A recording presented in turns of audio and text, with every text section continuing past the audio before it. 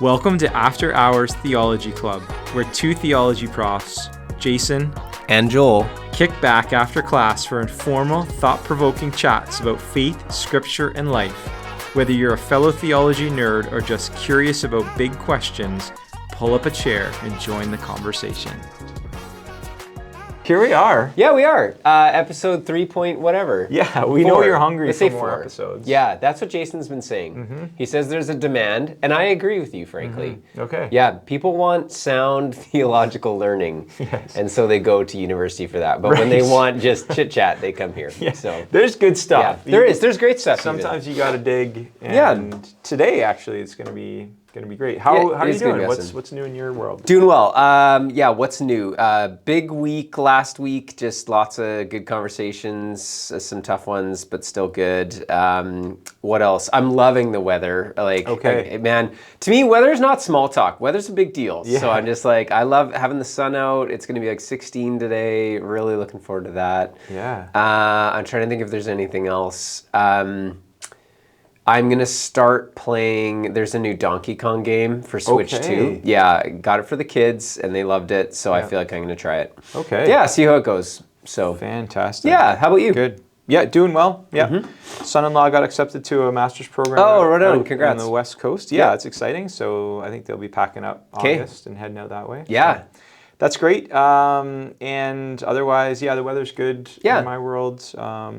My wife's doing full-time psychotherapy now, so that's new. Yeah, so you got some changes. Yeah, for sure. Yeah, that's good. It's spring. It's time for change. Totally. Yeah, the winter is past. Yeah, that's right. Well, let's hope. Sometimes it'll come back. Yes, indeed. We're in day what of the Iran war right now? Oh, man, I don't know. 14, but I 16? think it was over 2 weeks ago. Oh, man, yeah, the right? US won. Enormous success, and went home the victors. Yeah. Mm-hmm. Yeah, gas prices I think are holding right now, but... Oh, okay, I see that they're soaring everywhere. Yeah. I thought it was like 160. I know, I remember last week coming over the highway, it was like 162. I'm like, woo, man. But I think really they've held since then. Yeah, okay. Yeah, I guess we'll see, right? Yeah. Depending on how Operation Epic Failure goes. So Time to buy an e-car. Yes, indeed. Yeah. Indeed. What are we talking about today? Today, Christian mysticism. Christian mysticism. Yes. Okay. Yeah. So this is, as we have discussed in the lead up to this conversation, this is a new one for me. Because I am not very read up on the mystics. I was taught to mistrust mysticism growing up. Yeah. So I kind of, not like, there was no like campaign against the mystics kind of thing, but it was just like. Just no room for them. Yeah. I mean, right. We don't really, well, there's just this within, I guess I'm just starting us out. Okay. Within, I feel like conservative evangelical Christianity, there are certain expressions of the faith that are just regarded with a little bit more suspicion, I think. Right. Some of those can be charismatic expressions of worship. Yep. So I remember one time in church, we had, Dad was preaching, and there was a lady there. And I think it was like mid-sermon, stood up and just had a word. Yes. And just went for it. Okay. Yeah, and it was like, you could tell, nobody was rude or anything, but a lot of folks, I think, were kind of like, whoa, this isn't really what we do here, right? And so, which is one thing. But then mysticism too, because it's sort of shrouded in a kind of unknowing, and it always seemed doctrinally vague, right? Or sort of what do mystics believe or teach? Or they're not safe theologically. That's right. And they're not even necessarily teachers. You're not necessarily going to, and we'll get into it about how what they experience is often they're not able to articulate into words. Right? That's fascinating. Yeah. Okay, where do we want to start with mystics? Yeah, so let's start with what it is. So, so what do you think when you think of? You kind of describe, and it's interesting too because I think about charismatic, Pentecostal. Yeah. I think you can say that they're within the evangelical realm. Oh, for sure. But there are expressions within that realm of that which goes beyond what we would maybe say is traditionally understood. Yeah. Within parameters, right? So even within that, I think there are examples. But how might you define a mystic? Mystic or mysticism. So first thing that comes to my mind is a sage, living on a mountain, like a hermit. hermit or something. Yeah. But like somebody who has some kind of capacity to interact with God in a way that seems to transcend ordinary ways of knowing. That's like how I would start with it. I love it. Yeah. Okay, so from the term mystery, so can't be known or understood. Right? And I think even as we think about, and this is where maybe even the intersection of evangelical theology, of like typically evangelical theology, we're trying to kind of hammer down what do we believe. Right, yeah. Whereas in other traditions, you might say actually there's more comfort with mystery. Right? Orthodoxy or like Roman Catholicism. Yeah. There's maybe a little more orientation toward mystery. Yeah. And so probably in that, you probably, so the more comfortable you are with mystery, the more probably open you are to Christian mysticism. Yeah. Right? Okay, well, let's camp on that for a second because with openness to mystery, like, so I could say like, it's a mystery, you know? Right. But it seems like even when we say Christian mystics, it's like they've defined mystery already within a kind of ecosystem of Christianity. Like, we're not talking about like Islamic mysticism or Hindu mysticism. Like, we're talking about Christian. So I guess like where's the line, like, you know what I mean? Where it goes to unknowing to be like, but we're still talking about the God revealed in Christ. Yeah. Like, you know what I mean? Yep, for sure. So let's get into that a little. I think that'll be clear because we want to talk about what are and this is from John Macquarie's book, Introduction to Christian Mysticism. Okay. So he pulls out these characteristics of mysticism. Okay. And another thing about mysticism is that there's this orientation toward contemplation. Okay. Right? So it's typically what's those contemplation? that are kind of reflective, kind of prayerful, orienting yourself toward God, right? Got it. Contemplating God, the things of God. Yeah. And love that. Okay. So Macquarie says there are 10 characteristics. Wow. Yeah. Okay. This is exciting. So and some of these are not necessarily just Christian mysticism. Yeah. So let's kind of parse that out a little bit. But first of all, that there's a directness. So the mystic claims to have a direct relationship with God. Okay. Right? So in their contemplation, there seems to be there is not that traditional mediating of like so a Christian mystic would go to Christ and commune with the Father through Christ. Yeah. But you're not necessarily starting with the scriptures. Right? I see. So there's a direct kind of relationship with God. There's a cognitive aspect of that it leads to an understanding. So it's not experience for experience sake. Right. That it's actually that there's a mental kind of working out or working through these kind of like mental frameworks, perhaps. Yep. But that it's not just experience for experience sake. That there's a cognitive element. Okay, got it. Okay. Yeah. So you actually kind of know what's going on.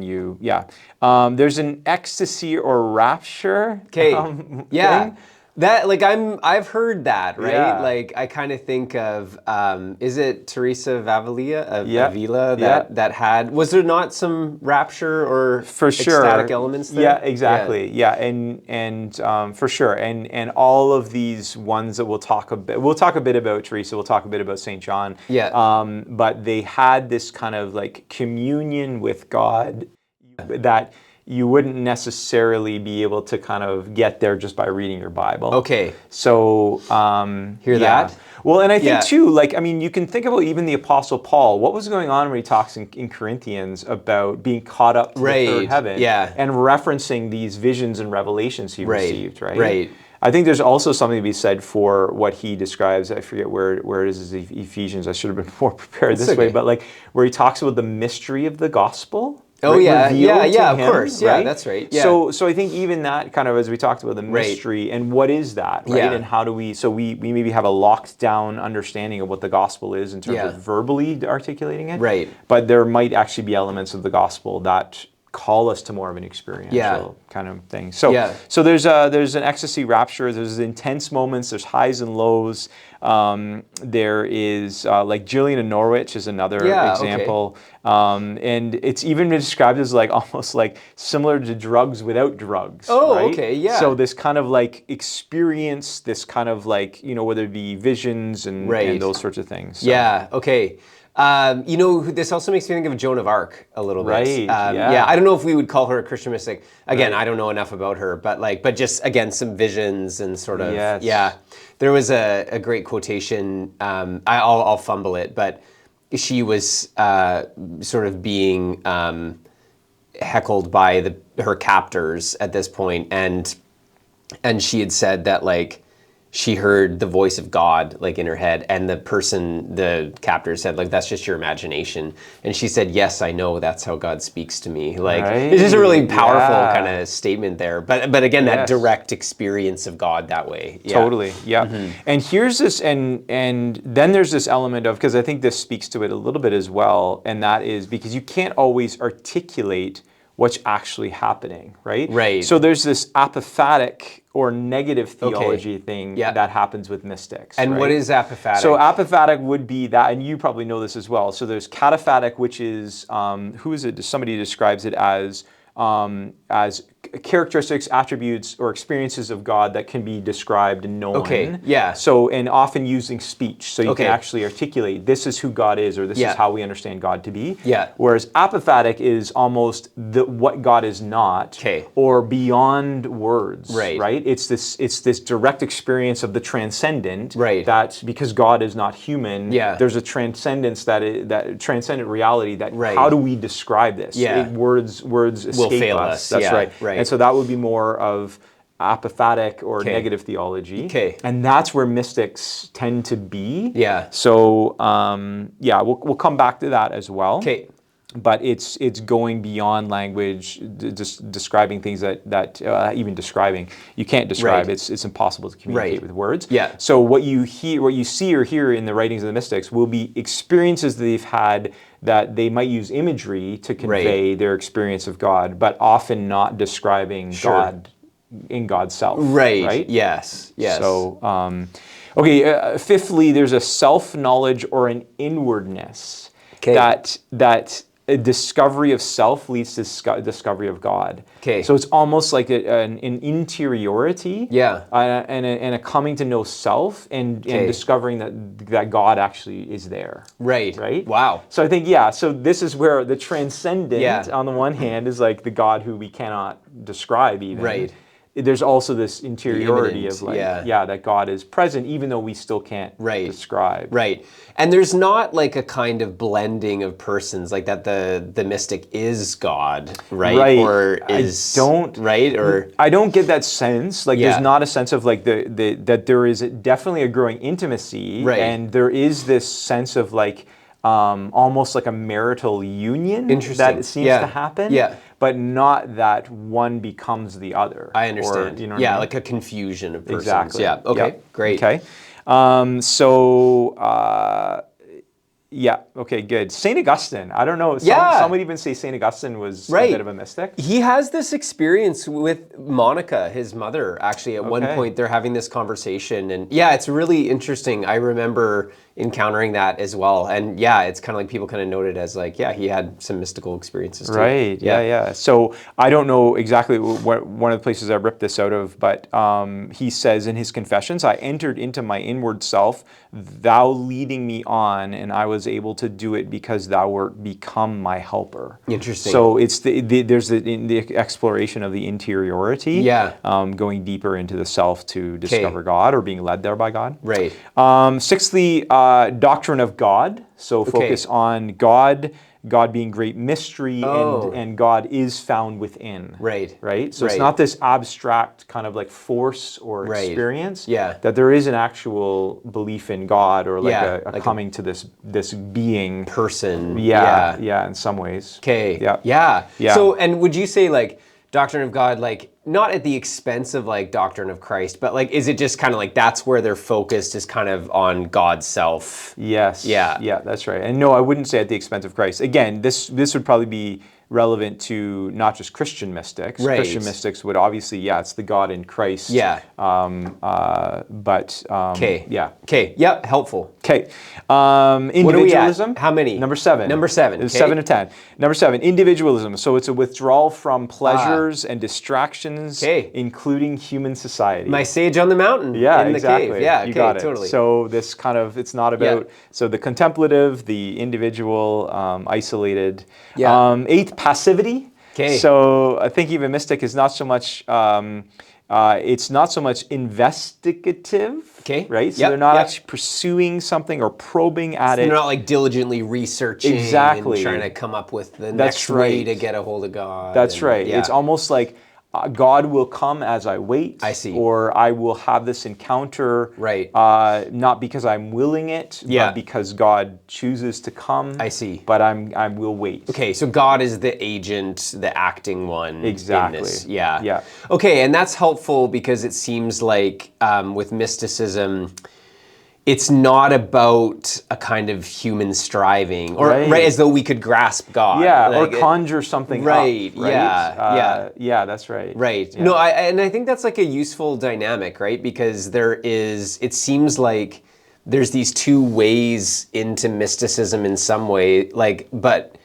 I think that we would be heading on the wrong direction if we were like, okay, what you got to do is start fasting every day, and then you got to spend an hour in prayer, as though this formula is going to lead you there, versus like being open to the presence of God. That's right. Yeah. So in tradition, I think it's maybe fair to say, and it'll show up in St. John and Teresa, that mystics tend to be outsiders because people are saying these are the frameworks, and you're operating outside of the frameworks. And this is the leader, or this is the designated authority, and the mystic is saying my authority is God. Right. So that's where mystics get into trouble, because some are saying you need to do these things, and the mystics is saying that's not false. Exactly, I do not. That's right. And so that's where there can be major tension because they don't fit within an institutional framework very well. Okay. Yeah. Okay. I love that. A couple more. So that's passivity. 9th is a holistic view. So there's a sense of their wholeness. Things are so they're able to view the world in this wholeness or interconnectedness, rather than a self-contained grouping of facts or dogmas. Okay. So that's where even the question of maybe they're not safe because they maybe are a little more all-embracing than what we'd like to think. Yeah. That makes me think of kind of non-dualism, or sort of almost even Buddhist views of just the wholeness of all things, right? The oneness of all things. Exactly. I was going to say, even the sense of the oneness of God. Right. If you already have this question of I can't define this God, right? I just know this God to be one and love and mystery, right? Then how do you put parameters around that, right? Well, that gets to my Christological question, where it's just if God is one in mystery, then what do you do with Christ? Or is he just an avatar of that God? For sure. Yeah. So this is my dogmatic mind being and this is good. Yeah. And this is good. Yeah, for sure. Because one of the questions I'm going to ask is, how does this fit with Christian theology? Totally. Right? Yeah. Okay, finally, prayer. Nice. Prayer is an opening of the self to God, and it's a recognition that our will becomes attuned to the will of God. Okay. And so it is prayerful, it is contemplative over against all of these things. So should I be thinking prayer here as in my I'm just talking to God, or is prayer being used in a more expansive sense? So I think if you take these things in, it's individual, it's passive, right? So it's less about bringing the list to God and more about, that's right. Okay, God, I'm carving out this space for you. Right. I'm going to sit in silence and quietness and allow you to come to me. Okay. Yep. Okay. Yeah. Love that. That's a fulsome list. Yeah. So there's some question of Platonism and mysticism. Sure, okay. The question of what is really real, right? So Plato in the cave, and this idea of the real world is somehow out there, and we can only see reflections of that. And so is mysticism really just a Platonic idea? Interesting. Where what really matters isn't this, but you escape to this kind of, you know what I mean? Yeah, I do. Like a higher plane of knowing. Yeah, so that I divorce myself from society. Right. I'm this autonomous individual receiving things directly from God. Yeah. Any thoughts on? Yeah, I mean, that's interesting. I've not heard it cast in that Platonic frame, but I mean, there does seem to be maybe elements or aspects about that, like especially in the idea of ascent, right? To purer forms of knowing or knowledge. So yeah, so I would think that there's maybe an echo to that. But part of me also though wants to say that it's like, I think you actually kind of need a form of Christian Platonism to make Christianity work a little bit. Interesting. So yeah, so that's where I'm like, I'm not bothered by that necessarily, but I could see where maybe it would lead some folks down a path of like hyper individualism or or I think of like mystics that. Well, okay, like, you know, the Munster Rebellion in the 16th century, like, I don't know if you're familiar with that. Okay, well, just like people saying, I've had divine revelations, like, this knowledge, and then the outworking is actually quite negative, right? So I could see maybe that idea of retreat and individualism as being a little dangerous. Yeah. Okay, that's good. Yeah, and let's talk more about that. Yeah. First, let's talk about some Christian mystics, just to kind of frame this a little bit. Pseudo-Dionysius the Areopagite, 5th, 6th century. So wrote as being, or he's actually the originator, or some people would say he's kind of the originator in some ways of apophatic theology. And actually, even when Justin Stratus was here, he's a Wycliffe dean. He talked a bit about this person and about apophatic theology. So we've talked a bit about what that is, and so this person kind of writing as this pseudo-Dionysius. Dionysius, the Areopagite, is found in Acts 17:34. So this person's just writing as that. Yeah, he's supposedly the person that's there. Yeah, exactly. Right. So anyway, so some like Teresa, St. John, it appears that they riffed off some of the things that he wrote in the 4th, 5th century. Yeah. So St. Teresa and St. John are 16th century Spanish mystics. So St. Teresa wrote The Interior Castle. Talks about 7 interior mansions or courts, and these would be. She had this vision of a diamond and seeing these 7 mansions within the diamond, and so it's this exploration of the interiority of your life in relationship with God.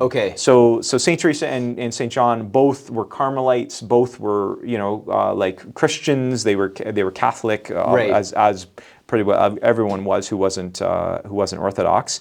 But so she talks about so just very briefly in her work, she talks about the first 3 stages of growing intimacy with God as being purgative stages. So you're actually a little more active, where you're encountering sin, you're encountering your own flesh. It's a turning toward virtue.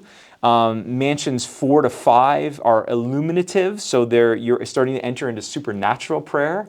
And then mansions 6 and 7 are what she would call the unitist stages, which is where you're actually entering this betrothal or marriage. Right? Yeah. So she just talks about how to do this, or like what this looks like. And so people have studied this and recognize that. And, So is that a part of kind of the mystic, like, I guess, how is it that we come from this individual that's had this experience of God to like their writings? Like, why are they writing this? Is it so that other Christians, like, that's right. Is this open to everyone? Is it only certain people? Yeah, I would say, so she was a cloistered nun, so she would have not interacted with the outside world. But she was also they were in the midst of this question of like, do the Carmelites need reformation? Right? And she was one that very much believed we have to go back to like Elijah in Mount Carmel and this prayerful, contemplative tradition.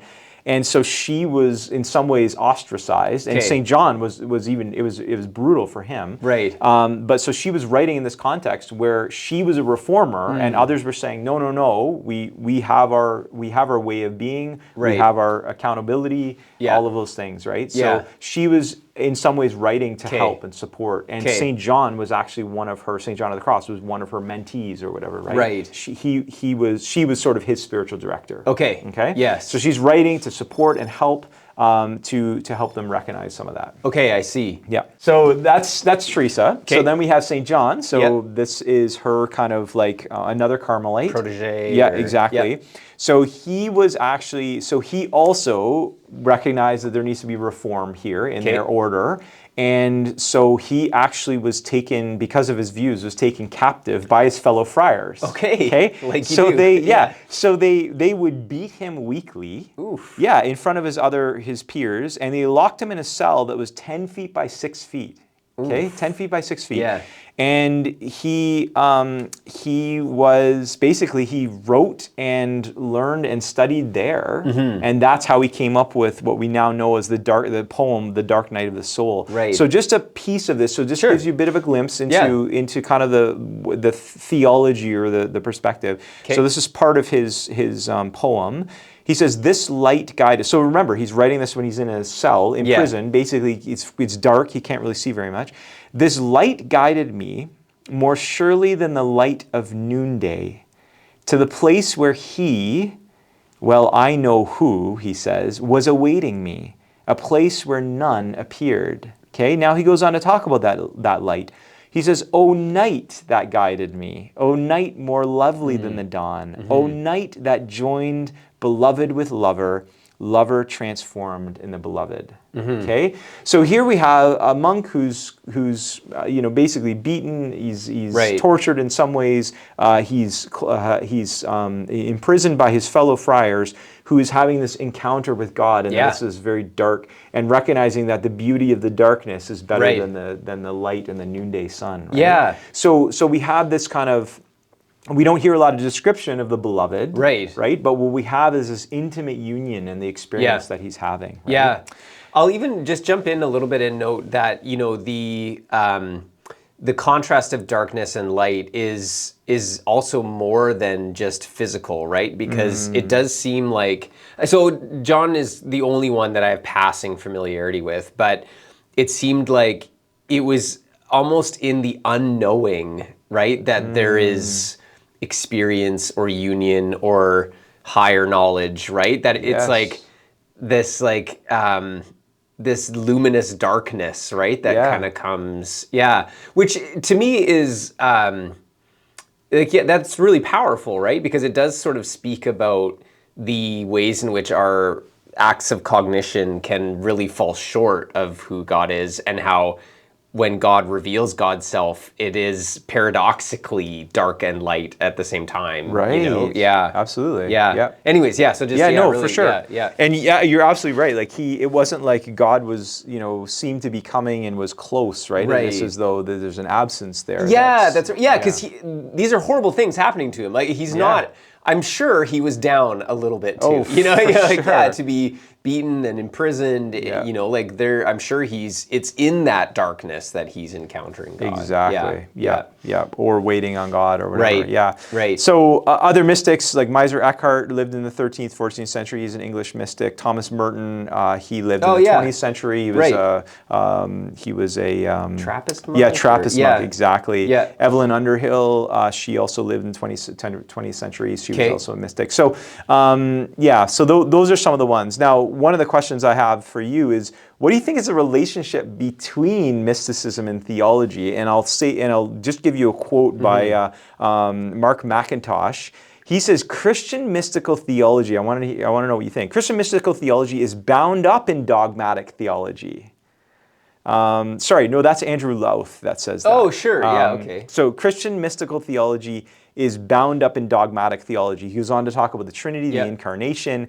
He would say, how do we understand them if not in this kind of like mystery, right? So in some ways, dogmatic theology is, I don't know if you want to say dependent on, but he says bound up in. Right. Any thoughts on that? Yeah, I mean, it makes sense to me that Andrew Louth would say that, being Eastern Orthodox. Okay. Like, I think that there is much more in the Eastern tradition, this sense of, even the sacraments are called the mysteries, right? And that Christ is known in the Eucharist, so it is in participation, and I think also their theology of salvation, like theosis, becoming partakers of the divine nature has a necessarily mystical kind of quality to it. Okay. So like, so I can definitely, yeah, like I can vibe with that. I can see that, like how, you know, in some ways I almost, and here, push back if you think. Yeah. But that it's like, mystical theology presupposes dogmatic theology in that like,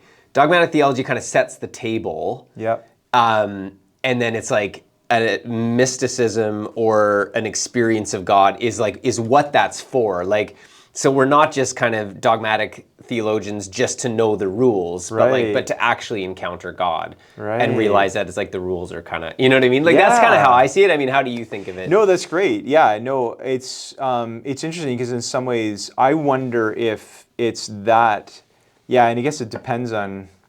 Yeah, in some ways, I almost want to say, in some ways, the mystical element comes first, and then the dogmatics help to create the framework. Yeah, but I don't know that that's actually true. Well, yeah. So, like in some ways, like think about like the reformers, right?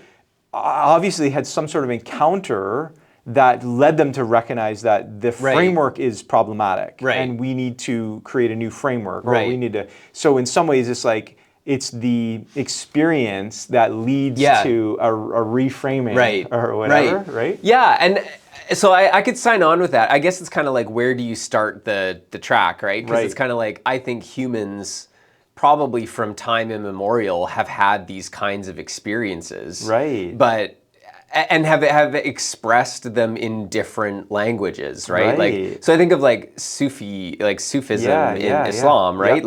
That's kind of a mystical. I don't know a lot about it, but it seems to be that's kind of like a mystical expression of Islam. And so to me, I'm kind of like, so experience probably precedes our cognition of it, right? Yes. But it's like, but then it kind of becomes this reinforcing cycle, right? Where it's like you've got mystery experience, which leads to articulation and expression, which then needs to be renewed by mystical experience, right? Like, or needs to be framed in, right? So I think about like Teresa and St. John, who were trying to reform the Carmelite order, and get back to what was going on with their, their first person being Elijah on the mountain. So I think then they created these frameworks. In some ways, you can say like Teresa's, like the mansions in some ways is a framework, that then you can become overly dependent on that, and then you lose the mystical experience. So does mysticism need frameworks? Like, does it need theology? Yeah, I would say probably yes. And like theology, like I would say dogmatics need mystics, and mystics need those who are like dogmatically inclined, right? Okay.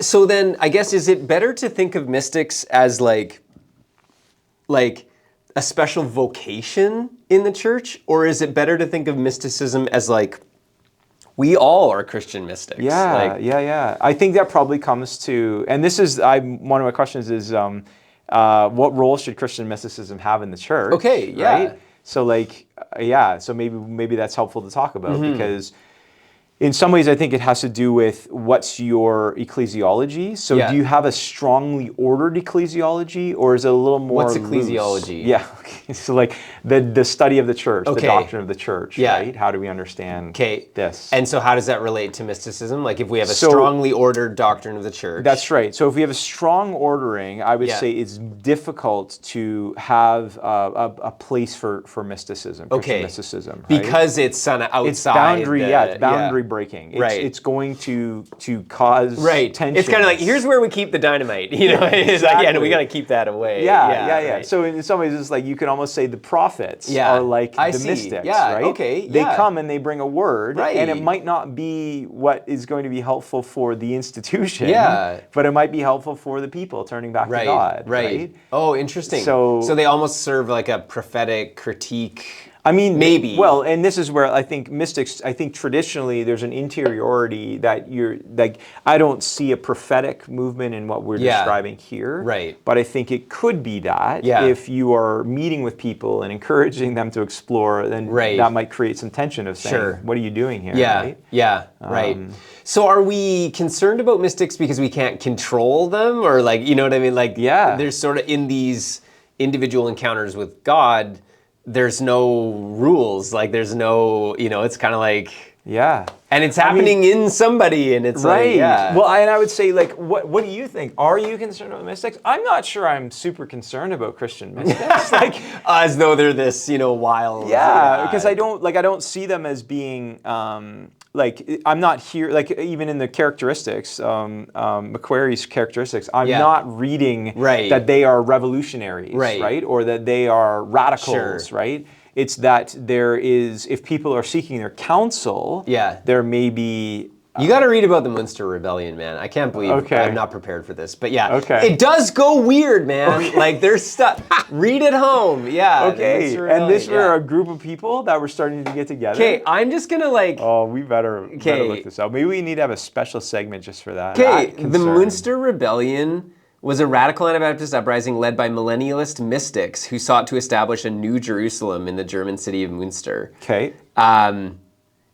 So Melchior Hoffman, a visionary reformer who predicted the end times in Strasbourg, the seat of New Jerusalem, his apocalyptic eschatology.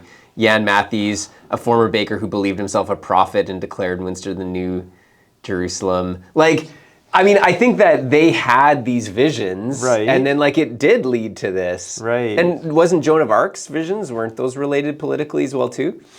Yeah. And I mean, even in a sense, like, John and Teresa, like, are their visions contributing to reform? Like, isn't that kind of like a political... Yeah? So, right? Well, I guess, but Should we be worried about them? Well, I guess I don't see them being, like, taking up a mantle of, like, going and being militant about it. Okay, right? I see. So that's where I would say it's that piece that I would be concerned about, right? Okay. But there isn't a militant, like, you should be doing this, right? Yeah. It's more of an interiority of, like, being transformed or conform. Yeah.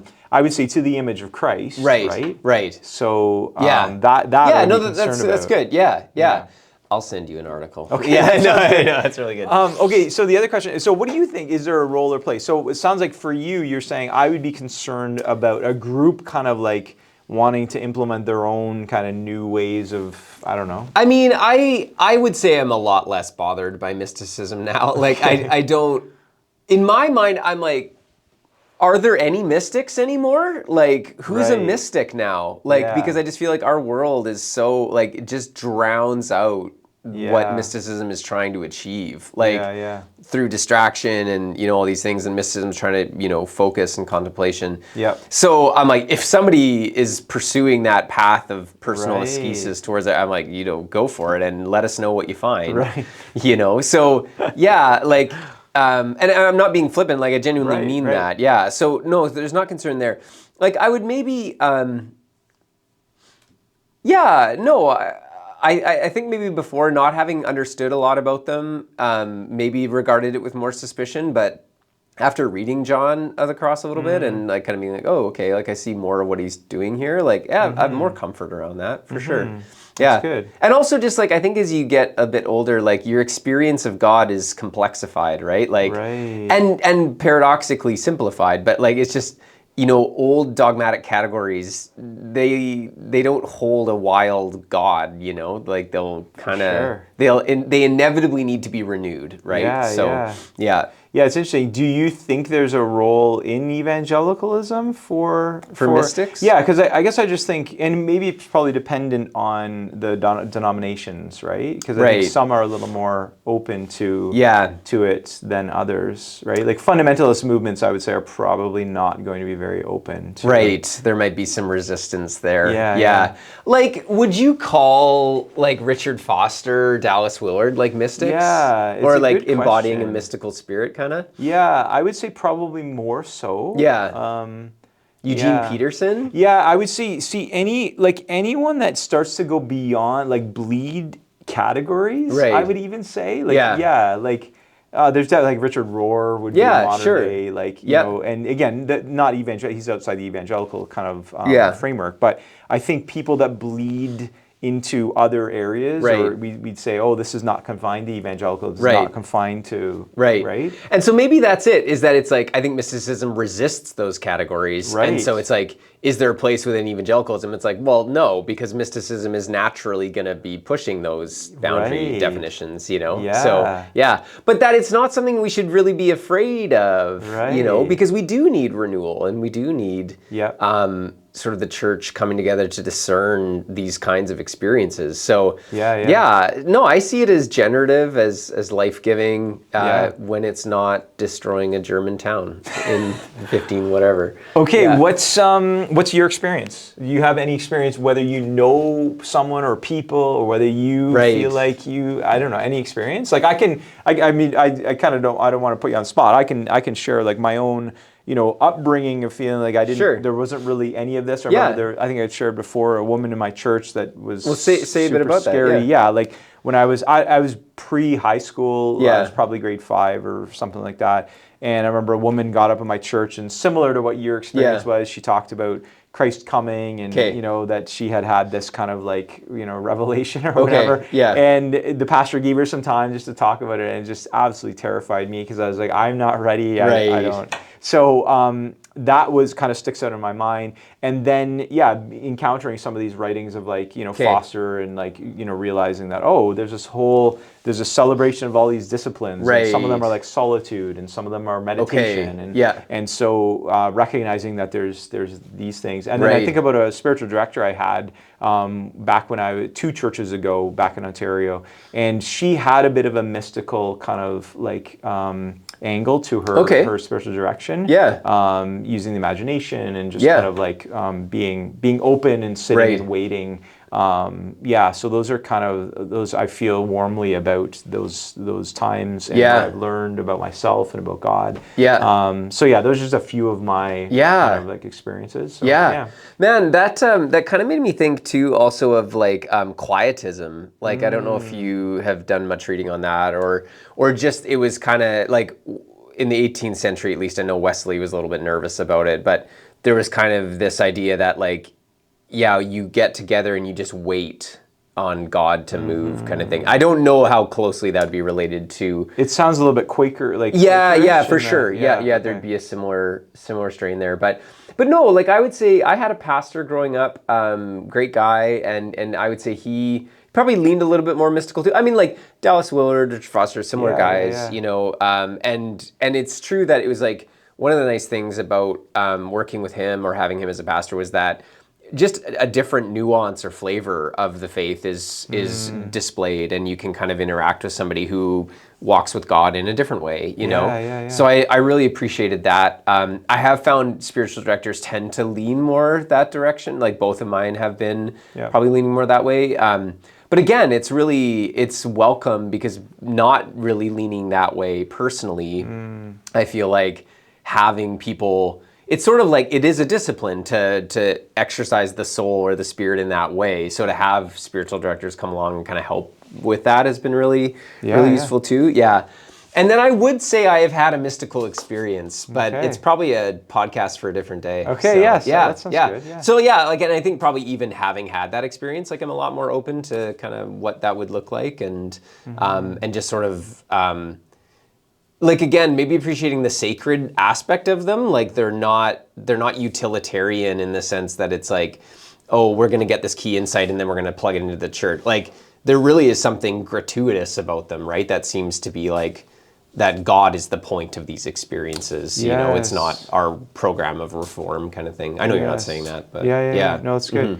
I think, I appreciate that. One of the things I realized too is probably it'd be helpful just to kind of maybe wrap up with talking about Christ in the midst of, like, because, you know, can you actually commune directly with God? What about Christ? And and I think about, because I want to be cautious around thinking that you can just kind of directly go to the Father and whatever. That doesn't make any sense. But I think about Gillian of Norwich, who her whole experience and what she writes about in her Divine Revelations is about this encounter with Christ, that as she envisioned Christ on the cross and his suffering and death, that she had in multiple encounters during that kind of, she was going through an illness. Yeah, that's right. I remember that, yeah. And so I would say that, like, in some ways you can't go wrong by looking to Christ or to actually direct yourself to Christ. That's what I would say is maybe the defining difference between Christian mysticism and more generally mysticism in other religions or just non-religious or whatever. So, right.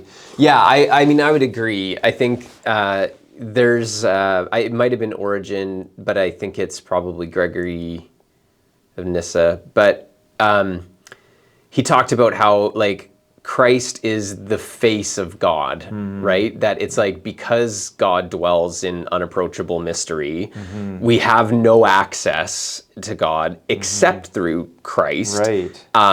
You know, by the power of the Spirit. So yeah, it does seem to me that would align with a Christian understanding of mysticism, right? Is that it's like, well, if God is impenetrably, you know, unknown, then Christ is that person who actually perfectly represents the Father to us. Yes, you know, that's right. So I would see that as the beginning place of considering the soul's encounter with God in mysticism.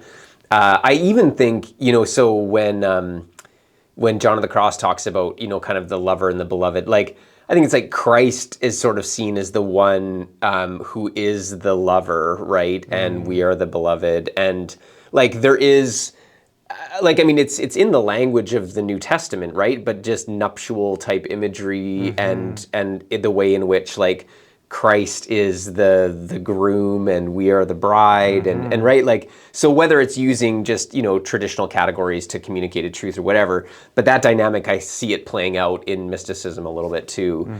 So I do think, like, that would begin kind of putting the features of a Christian mysticism, you know, fully in place. Like, I know, I'll just stop there because I don't know much about Islamic mysticism, but if I am correct, Alan Gunther, you can correct me. But, like, I thought it's sort of like contemplation of the divine names, right? So these perfections of Allah that I think become maybe a starting place for mysticism. I could be wrong, but, like, just for them, right? That's how it's a little bit different, right? That obviously we're going to consider Christ. They might consider a different aspect of God that would be equally transcendent or unknowing. So yeah, that's really interesting. Yeah, for sure. Any last thoughts? Any last questions on this topic? I guess, like, it seems to me like maybe the question I have is, like, do we need to create space for, like, a mystical practice in our own lives? Like, or is this something that I say, this is for the ascetics and the super Christians to do? I'm not called to this. Like, that's kind of my question. I don't know what you think about that. Well, I guess I would ask, what is it to have faith in Christ? Right. If not a relationship with one who is alive and active, but not, like, physically, tangibly, like, we're not able to embrace. Right. So how do you get there without some sort of a mystical like approach? Like, what does that relationship look like? Right. Because if you just simply have dogma, that creates parameters, but it doesn't necessarily lead to any kind of relationship. Right. Does that make sense? Like, it does. So what I'm hearing you say is that it's like there just will necessarily be a kind of mystical element simply because of the nature of the relationship we have with this living God in Christ. Yeah, that's good. I mean, that's like, that is... like, I remember growing up, like, our discipline was to, like, read the Bible, like, every day. And pray, probably. And just funny how it was like, definitely. But, like, how it wasn't like, okay, I want you to take 10 minutes and just commune with Christ. Contemplate Christ. Right? Like, I mean, that was different. And, like, I even sort of wonder, I'm like, wow, I should encourage my kids to, like, Well, it's funny, because I was talking to my 112 class, and if any of you are watching this, sorry, I keep harping on this, but... Willard talks about how, like, we often think we're going to start with the externals, and that's primary, and externals being things like disciplines, Bible reading, prayer, that's right. fasting. Instead, Willard says start with a love and delight of God. Right. You have to start there. Yeah. Right? Yeah. So if you don't start there, you're never going to get there. Right. Right? Right. So, and to me, it's like, what is a love and delight for God, if not some sort of mystery? Yeah. Right? And then I think about like Proverbs. I think it's at the end of Proverbs where it talks about there's 3 things that are unknown to me, or 4 things that are mysteries or something, and one is a man with a maiden, right? There's a sense of like, even the way we relate to our spouses, like the marriage, like that is a mystery, right? Yeah, sure. And so if relationships at their core are mysteries, how much more so, right? So then mysticism, is the expression of living into that mystery. I think so. Yeah. Yeah, beautiful. I don't know. What a great place to leave it. Yeah. Yeah, no, that's so good, Jason. Yeah. Thank you. You're welcome, yeah. All right. Thanks for joining. Next week will be something else. Yeah, it definitely will, and thank you for joining. Yeah. Leave a comment. Yeah, like, subscribe, as they say. Yeah, that's good. Okay.